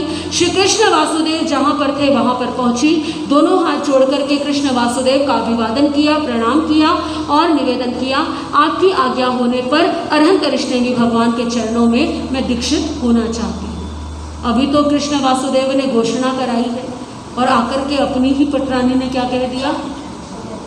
तो ऐसा नहीं कि बाकियों के लिए दीक्षा की अनुमति है और अपने पारिवारिक जनों के लिए मोह के बंधन है। नहीं, कृष्ण महाराज ने पद्मावती रानी की दीक्षा लेने की इच्छा का सम्मान करते हुए कहा, हे देवानुप्रिय तुम्हारा संकल्प अत्यंत शुभ है, जैसे तुम्हारी आत्मा को सुख मिले वैसा ही करो। और श्री कृष्ण वासुदेव ने सेवकों को बुला करके दीक्षा महोत्सव की तैयारी कराई। दीक्षा महोत्सव की तैयारी करा करके 1000 पुरुषों द्वारा उठाई जाने वाली शिविका तैयार कराई। स्वयं 108 स्वर्ण कलशों से पद्मावती देवी का अभिषेक किया, स्वयं अपने हाथों से उन्हें आभूषणों से विभूषित किया और 1000 पुरुषों द्वारा उठाई जाने वाली शिविका पर उन्हें बैठाया। स्वयं उस पालकी में बैठे और श्री कृष्ण वासुदेव देवी पद्मावती को लेकर के द्वारिका नगरी के राजमार्ग से होते हुए रैवतक पर्वत जहाँ पर था, जहाँ सहस्राम्र वन था, वहाँ पर पहुँचे। वहाँ पहुँच करके श्री कृष्ण वासुदेव ने पद्मावती रानी को आगे करके अरहंतरिश्नेमी भगवान के चरणों में निवेदन किया, हे प्रभु, ये पद्मावती देवी मेरी पटरानी है, मुझे अत्यंत प्रिय है, ये संसार के दुखों से घबरा करके आपके चरणों में दीक्षित होना चाहती है, आप इसे शिष्या रूप में स्वीकार कीजिए।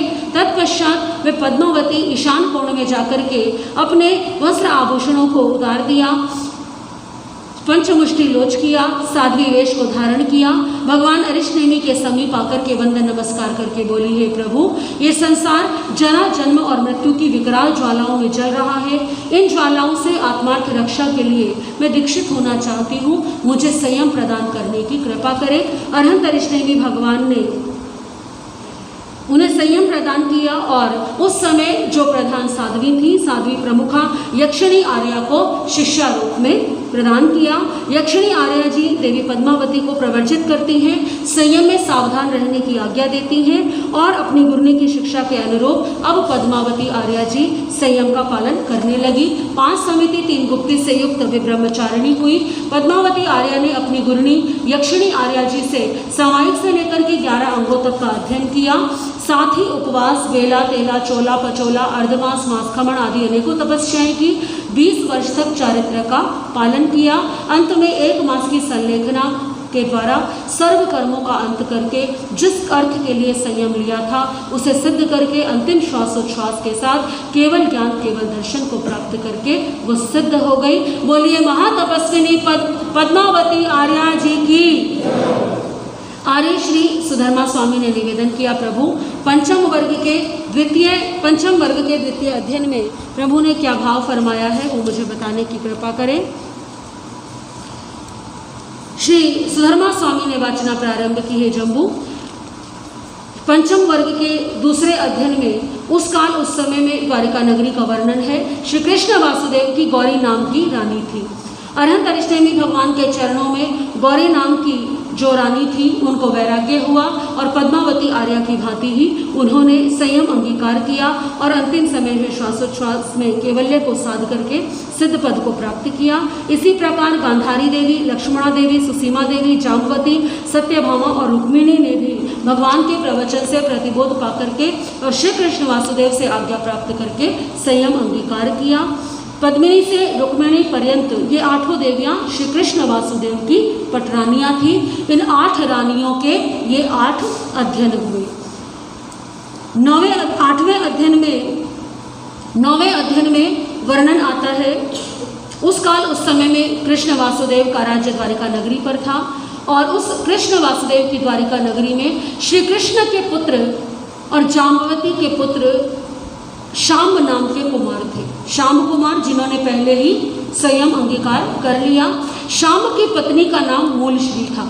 मूलश्री नारी के समस्त गुणों से संपन्न और सुंदर रूप वाली थी। मूलश्री को भी अरहंतरिश्नेमी भगवान का प्रवचन सुनकर के वैराग्य हुआ। शाम्ब कुमार पूर्व में ही दीक्षित हो चुके थे, इसीलिए मूलश्री ने अपने श्वशुर श्री कृष्ण से आज्ञा लेकर के श्री अरहंतरिश्नेमी भगवान के चरणों में संयम अंगीकार किया। इसी प्रकार से शाम्ब कुमार की दूसरी पत्नी मूलश्री की भांति ही मूलदत्ता ने भी संयम अंगीकार करके मोक्ष को प्राप्त किया। 5वें वर्ग में ये 10 अध्ययनों का वर्णन संपन्न हुआ। इस 5वें वर्ग में 10 अध्ययन हैं, जिनमें से 8 अध्ययन जो हैं वो श्री कृष्ण महाराज की रानियों के हैं और 2 श्री कृष्ण महाराज की पुत्र वधुएं हैं। ये सभी राज परिवार की रानियां थी। इन्होंने अपने जीवन में रानी पद के सुखों को भोगा। अनेकों दास दासियों के साथ ये रहती थी, परंतु संयम अंगीकार करके अपने उत्कृष्ट संयम का पालन करके इन्होंने अपनी आत्मा का कल्याण किया। बोलिए पद्मावती आदि 10 आर्याओं की। इति पंचम वर्ग है। पंचम वर्ग की वाचना यहाँ पर पूरी हुई। श्री कृष्ण वासुदेव ने अपने जीवन में महान धर्म दलाली कमाई। वो जान गए कि मेरी द्वारिका नगरी को एक दिन नष्ट होना है और हर जैसे घर में एक पिता होता है और वो हर संभव प्रयास करता है कि मेरा परिवार सुरक्षित रहे। द्वारिका नगरी को विनाश से बचाने के लिए श्री कृष्ण वासुदेव ने भी उपाय किए। श्री कृष्ण वासुदेव ने जितनी भी मदिरा थी उस सब को बाहर फेंकवा दिया, नष्ट करा दिया, निषेध कर दिया कि कोई भी यादव कुमार मदिरा पान नहीं करे। दूसरी ओर ये बात द्वैपायन ऋषि को भी ज्ञात हो गई, तो द्वैपायन ऋषि भी नगर को छोड़ करके बहुत दूर वन में चले गए। वो नहीं चाहते थे कि वो द्वारिका के विनाश का कारण बने। समय बीतता रहा। एक समय कुछ यादव कुमार शिकार खेलने के लिए बाहर चले। जीवन में एक दुर्गुण समस्त अन्य दुर्गुणों को आमंत्रित कर देता है। यादव कुमार शिकार खेलने के लिए गए और चलते चलते नगर से बहुत दूर वन में पहुंच गए। घूमते घूमते प्यास लग गई। अब जंगल में चारों तरफ ढूंढा, कहीं भी पानी नहीं मिला और तलाश करने लगे। और संयोग देखिए कि उस स्थान पर पहुंच गए जहां द्वारिका की सारी मदिरा फेंक दी गई थी, गड्ढों में भरी हुई थी, कुछ घड़े थे। देखा उन्होंने, मन में आया, आपस में विचार करने लगे। कृष्ण महाराज ने क्या किया है? निषेध किया है कि मदिरा पान, पर प्यास इतनी लगी है। और दूसरी बात, यहाँ देखने वाला कौन बताएगा कृष्ण वासुदेव को? ना यहाँ पर द्वैपायन ऋषि हैं, ना यहाँ पर कृष्ण वासुदेव हैं। यदि अपनी प्यास बुझाने के लिए हम ये मदिरा पी भी ले तो कोई हानि नहीं। ऐसा विचार करके उन्होंने क्या कर लिया, और एक बार मदिरा पान किया तो फिर बड़ा स्वाद आया, बड़ा आनंद आया, और पी ली। और मदिरा जितनी पुरानी होती है उतना ही उसमें, तो मदिरा पान करने से क्या हुआ? नशा होने लगा, अपना भान भूलने लगे, नशे में उन्मत्त बने हुए अब वो वन में इधर उधर घूम रहे। संयोग जो है वो स्वतः घटित होते हैं। मदिरा चल करके नहीं आई द्वारिका नगरी में, स्वयं युवक उठ करके कहाँ चले गए? मदिरा के पास चले गए। मदिरा पान करके उन्मत्त बने हुए हैं। वही विचार बार बार घूम रहे हैं मन में, कुछ नहीं होगा। कौन बताएगा कृष्ण महाराज को कि हमने मदिरा पी है? यहाँ तो द्वैपायन ऋषि भी नहीं है। और ऐसा घूमते घूमते संयोग देखिए कि आज द्वारिका के विनाश के सारे संयोग एक साथ एकत्रित हो गए। द्वैपायन ऋषि भी संयोग से वही साधना कर रहे थे। सोचा था द्वैपायन ऋषि ने, यहाँ न कभी यादव कुमार आएंगे, ना कभी मैं नगर में जाऊंगा। लेकिन यादव कुमारों ने जैसे ही द्वैपायन ऋषि को देखा, उन्हें घेर लिया। भान तो भूल ही चुके थे, मदिरा पान में उन्मत्त बने हुए थे। अच्छा, यही है वो द्वैपायन ऋषि। इसके कारण हमारी द्वारिका नगरी क्या होगी? नष्ट हो जाएगी। ये हमारी द्वारिका नगरी को नष्ट करे, इससे पहले हम ही क्या कर दें? इसे ही नष्ट कर दें। और ऐसा कह के सारे यादव कुमारों ने द्वैपायन ऋषि को घेर लिया। और द्वैपायन ऋषि पर कोई मुष्टि का प्रहार करने लगा, कोई लातों का प्रहार करने लगा। द्वैपायन ऋषि बार बार कहते रहे, मैं यहाँ से बहुत दूर चला जाऊंगा। मैंने नगर का त्याग ही इसलिए किया है ताकि मैं द्वारिका के विनाश का कारण ना बनूं। परंतु यादव कुमार तो नशे में उन्मत्त थे, अभिमान से भरे हुए पीटते रहे, मारते रहे और तब तक अपने बल का प्रयोग करते रहे जब तक द्वैपायन ऋषि मूर्छित नहीं। द्वैपायन ऋषि के शरीर के अंगों से रक्त बह रहा है। मूर्छित हो गए द्वैपायन ऋषि। यादव कुमारों को लगा क्या हो गई? मृत्यु हो गई। मन में प्रसन्न है, आपस में कह रहे हैं, चलो अच्छा हुआ, आज द्वारिका के विनाश की जड़ क्या हो गई? और ऐसा आपस में प्रसन्न होते हुए, अट्टहास करते हुए चल पड़े, वहां से द्वारिका में पहुंच गए। और द्वारिका की गलियों में से निकलते हुए बार बार एक ही बात कहे जा रहे हैं, आज हमने क्या कर दिया, आज हमने द्वैपायन ऋषि को ही समाप्त कर दिया, आज हमने द्वारिका के विनाश के कारण को ही खत्म कर दिया। लोगों ने सुना और ये चर्चा कहाँ पहुँच गई, कृष्ण महाराज के कान। कृष्ण महाराज समझ गए, जिसका भय था वही हुआ। पूछा यादव कुमारों से, कहाँ है द्वैपायन ऋषि? बता दिया, उस दिशा में इतनी दूरी पर। कृष्ण वासुदेव और बलराम तुरंत दौड़ करके तीव्र गति से पहुँचे वहाँ पर जहाँ द्वैपायन ऋषि मूर्छित पड़े हुए थे, अपनी आखिरी सांसें ही गिन रहे थे, घावों से रक्त बह रहा है। लेकिन जब तक कृष्ण वहाँ पहुँचे, क्योंकि जब अत्यंत उग्रता के साथ यादव कुमार उन पर बल प्रयोग कर रहे थे, तो उस समय बहुत देर तक द्वैपायन ऋषि ने समता भाव को धारण किए रखा। परंतु एक समय आया, द्वैपायन ऋषि के सब्र का बांध भी टूट गया। द्वैपायन ऋषि ने चिंतन किया, कैसे अभिमानी यादव कुमार है ये, इनकी सुरक्षा के लिए मैं द्वारिका नगरी को छोड़कर के जंगलों में आ गया। मैंने प्रण ले लिया कि मैं कभी भी द्वारिका में प्रवेश नहीं करूंगा, परंतु इन्होंने यहाँ पर आकर के भी मेरे साथ इतना दुर्व्यवहार किया।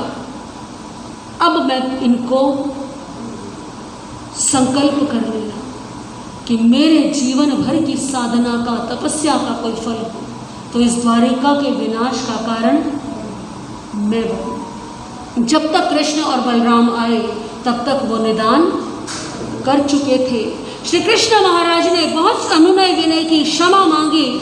द्वैपायन ऋषि कहने लगे, कृष्ण अब कुछ नहीं हो सकता, अब तो मैं निदान कर चुका हूँ और मैं इसका पश्चाताप भी नहीं करूँगा, परंतु तुम दोनों मेरे पास आए हो क्षमा याचना करने के लिए, जबकि तुम्हारी कोई भूल नहीं, तो मैं वचन देता हूँ कि तुम दोनों को मैं कुछ नहीं करूँगा और बाकी किसी को मैं नहीं छोड़ूंगा। श्री कृष्ण वासुदेव समझ गए, अब एक ही शरण है, अरहंत ऋषनेमी भगवान। पहुँचे अरहंत ऋषनेमी भगवान के चरणों में, प्रभु जो आपने बताया था वो घटित हो चुका है, कोई उपाय बताइए।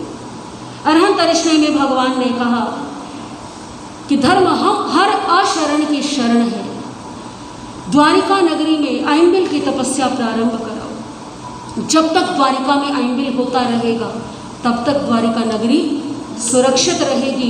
कृष्ण महाराज ने ये बात सुनी, तुरंत द्वारिका नगरी में पहुँचे, घोषणा करा दी कि प्रतिदिन द्वारिका नगरी में आइंबिल होने चाहिए।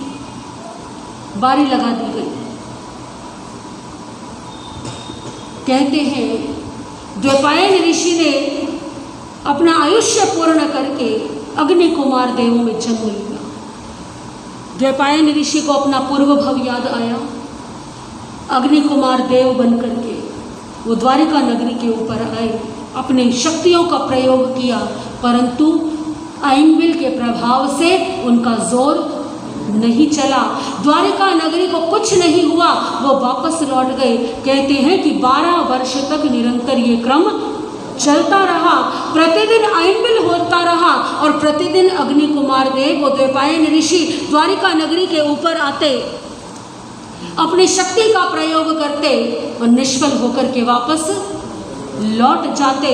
12 वर्ष बीतते बीतते एक दिन आया, धीरे धीरे लोगों में धर्म की भावना कम होने लगी, लोगों में विश्वास कम होने लगा और समय आया, एक दिन ऐसा आया जब द्वारिका में किसी ने भी आइंबिल, क्योंकि सबने सोचा मैं नहीं करूँगा तो क्या होगा, वो कर लेगा, वो नहीं, उसने सोचा कि मैं नहीं करूँ तो क्या हुआ, इतनी बड़ी द्वारिका नगरी है, कोई मेरी जिम्मेदारी थोड़ी ना है, वो कर लेगा।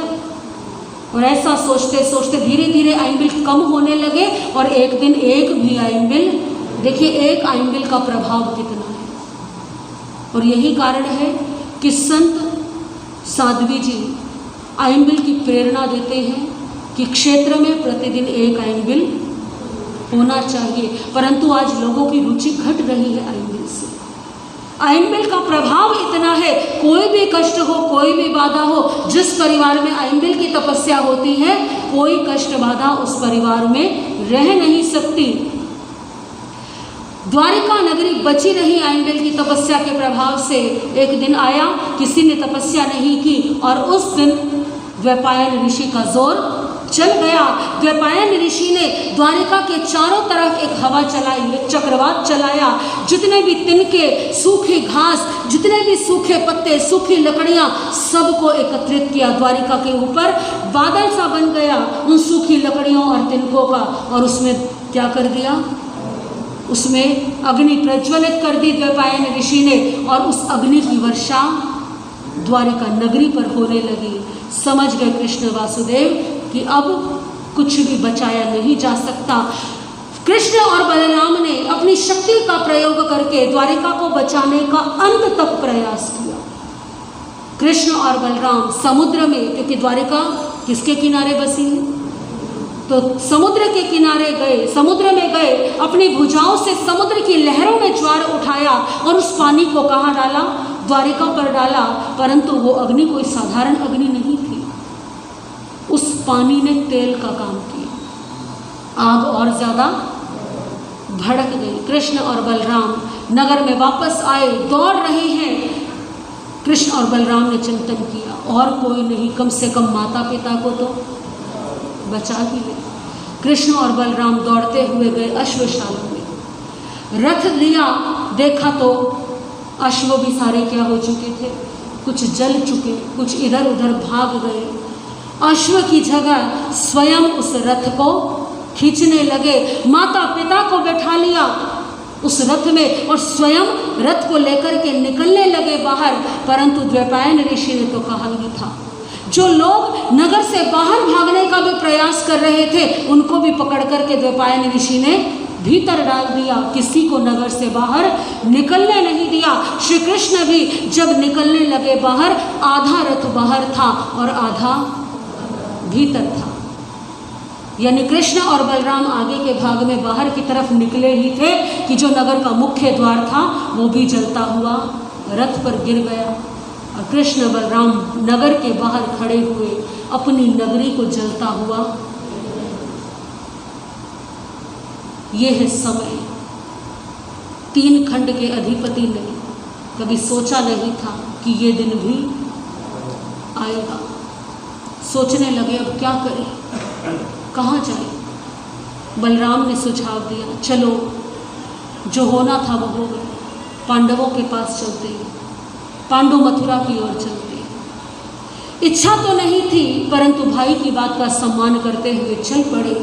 रास्ते में वन आया, जैसा कि जरा कुमार ने भी सुना ही था कि मेरे तीर से क्या होगी, कृष्ण की मृत्यु होगी। तो जरा कुमार ने भी नगर का त्याग कर दिया था, वन में रहने लगा था। परंतु कृष्ण वासुदेव स्वयं चल कर के आ गए। रास्ते में प्यास लगी कृष्ण को, गला सूखने लगा। बलराम बड़ा प्रेम करते थे अपने भाई से।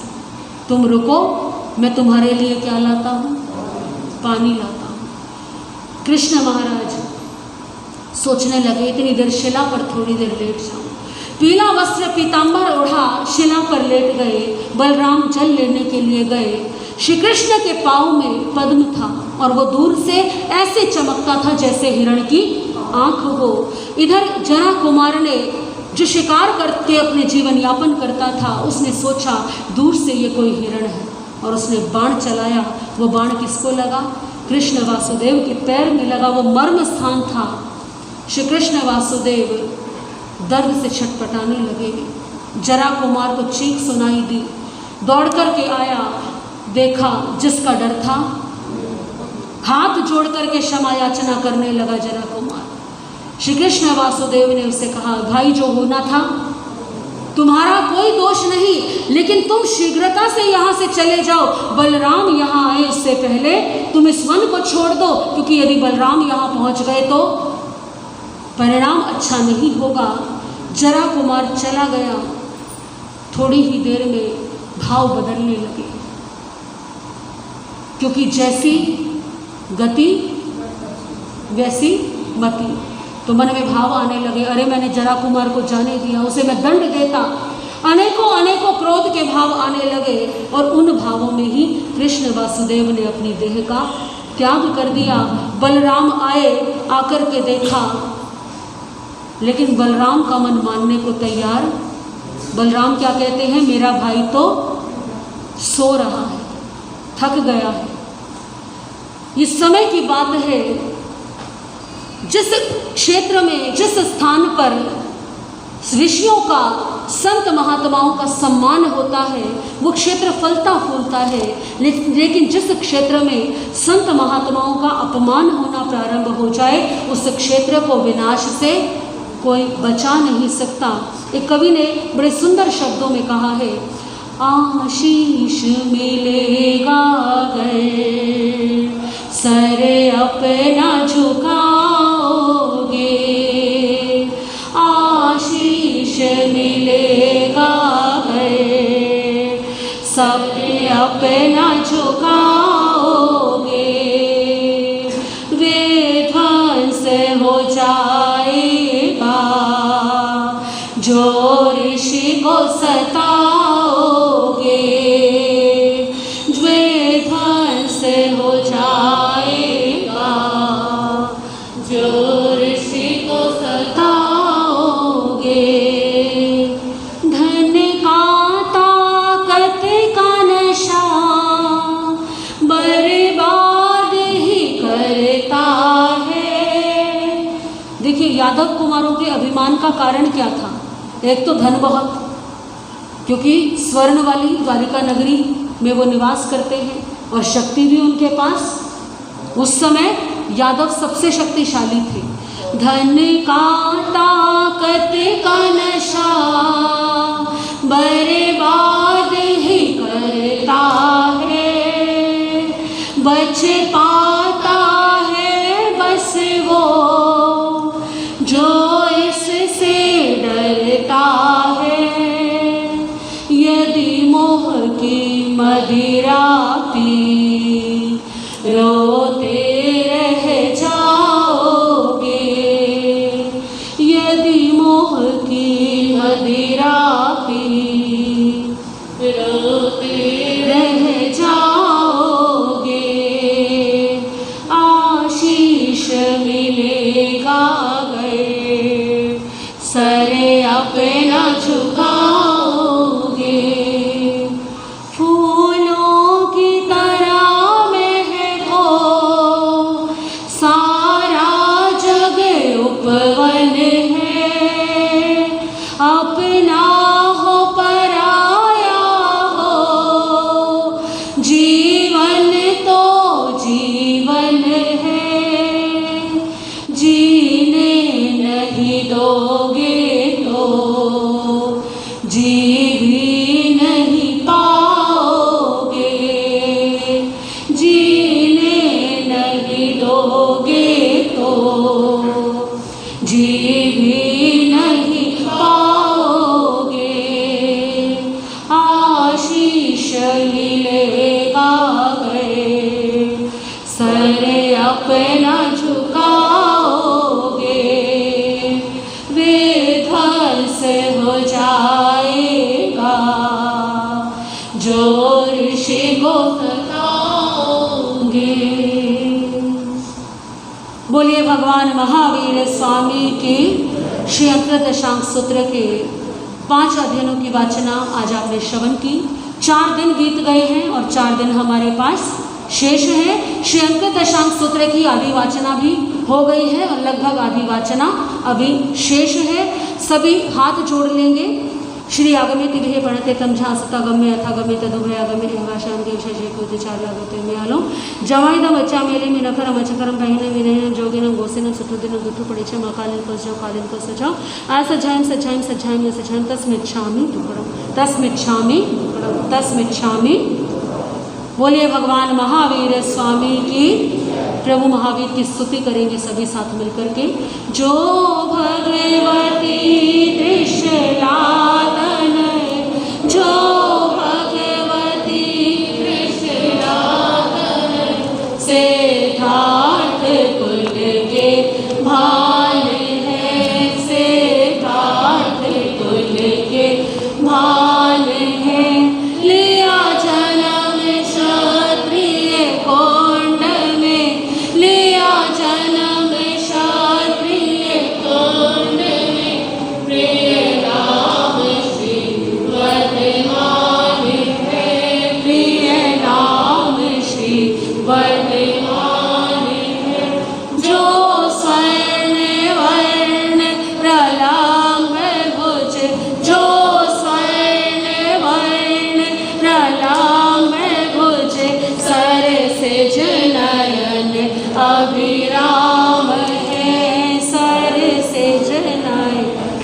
अभिराम है करुणा सदन मर्दन मदन करुणा सदन मर्दन मदन आनंदमय गुण धाम है आनंदमय गुण धाम है जो अनंत ज्ञानी है प्रभु जो अनंत ज्ञानी है प्रभु और अनंत शक्तिमान है और अनंत शक्तिमान है किस मुख से गुण वर्णन करूं किस मुख से गुण वर्णन करूं मेरी तो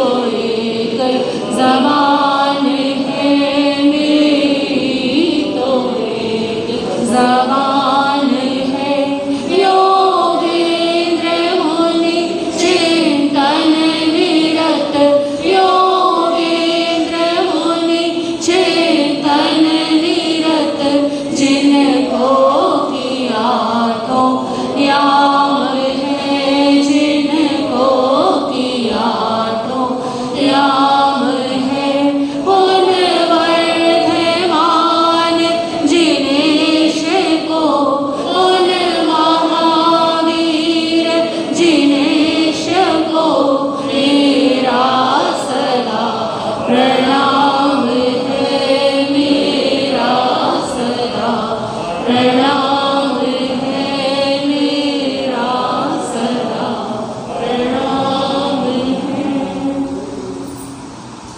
बोलिए भगवान महावीर स्वामी की। आज पर्युषण महापर्व का चौथा दिन 15 सितंबर। आज की प्रभावना के लाभार्थी हैं श्रीमती रीना जैन रविंद्र जैन पंजाबी बाग और श्रीमती शमा जैन और श्री डॉक्टर अरुण जैन जी पंजाबी बाग। कल 16 तारीख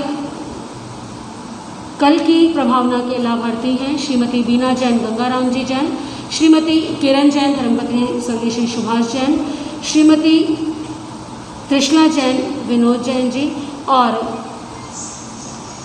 श्री रोशन लाल जी जैन अशोका पार्क। कल शनिवार है। भगवान महावीर का कल्प सूत्र की वाचना के अनुसार जन्म कल्याणक महोत्सव भी मनाया जाएगा। समय यही रहेगा प्रवचन के बाद का। प्रवचन के बाद ही तुरंत कल्प सूत्र की संक्षिप्त में वाचना करके कल मुख्य रूप से भगवान महावीर का जन्मोत्सव मनाया जाएगा। आप सभी अधिक से अधिक संख्या में आए, भाग लें और बहनें जो हैं वो अपने भजन तैयार कर लें। 2-4 भजन भगवान महावीर के जन्म महोत्सव के अवसर पर। यदि वैसे तो अभी बच्चों के एग्ज़ाम चल रहे हैं पर शनिवार का दिन है, यदि कोई बच्चा प्रस्तुति भी देना चाहे अपनी तो अपनी भगवान महावीर के जन्म कल्याणक पर प्रस्तुति भी दे सकते हैं।